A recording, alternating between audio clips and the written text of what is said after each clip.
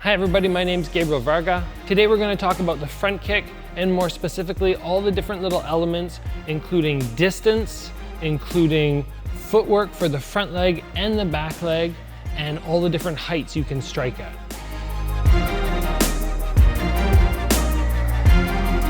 We're going to be talking today about the basics for the front kick, the first kick that you should be learning, and all the little essentials that you need to perfect it.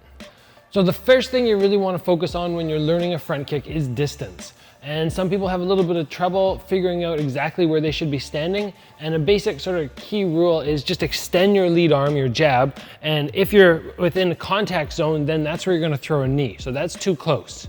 If I'm way back here, I obviously can't land, that's too far. I want to be just outside punch range. And I know for myself, that's the distance where I can land that kick. So once you set just outside the jab range, from there, that's where you'll start working on the actual technique of the kick. Now, if we're working off the back or the front leg, the first essential thing to do is to lift and chamber the kick. Right from here, I can decide whether I want to extend or whether I want to just bail on the kick and re-chamber and drop back down in case they move away.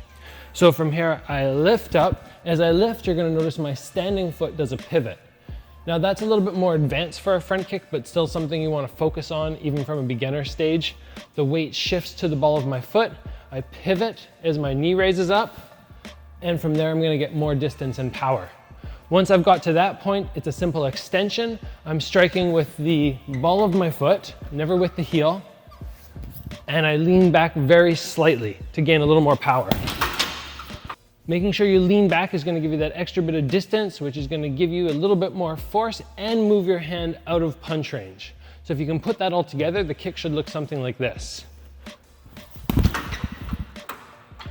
So the first thing that we need to recognize is the distance between the two legs is a little bit different. If I can land off the back leg right here, I might not be able to land off the front leg unless you do a shuffle step. So the shuffle step for the lead leg looks like this. Back foot draws into the front. Once I get here, I now kick off this leg. I've closed that gap, so now I can land a little strike and then step back right into my stance. If this opponent or bag is shifting, I can wait for it to come towards me, and I can also just kick right off my lead as a defensive front kick. So there's the offensive style where I move in, and the defensive style where I stand my ground and wait for them to come to me. So quite often when people are hitting the bag is going to end up shifting around, it's going to be swinging, and that's when you should utilize your front leg defensive kick to stop the bag from moving around. So if I was hitting it and it starts swinging back and forward, instead of walking in and actually stopping the bag, I can just time it, wait for the bag to come towards me, and now I'm ready to strike it again, and I didn't have to take a break in my bag work. I can practice using that defensive kick. That's a great way to start utilizing that and also stop the bag from swinging. For your front kick, there are 3 levels that we can actually go to. Number 1 is going to be just above the knee. We're not supposed to strike the actual joints, but you can come right into the thigh. So I could kick down nice and low just to off balance and throw my opponent off in their movement. The most common area to strike with a front kick is to the stomach.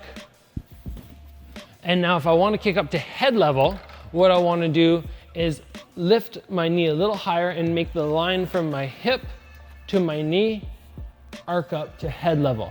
From there, I have to add a little bit of more of a fade with my head. And if I do those 2 things, lift my knee a little higher and lean back, I can get my foot quite easily up to head level.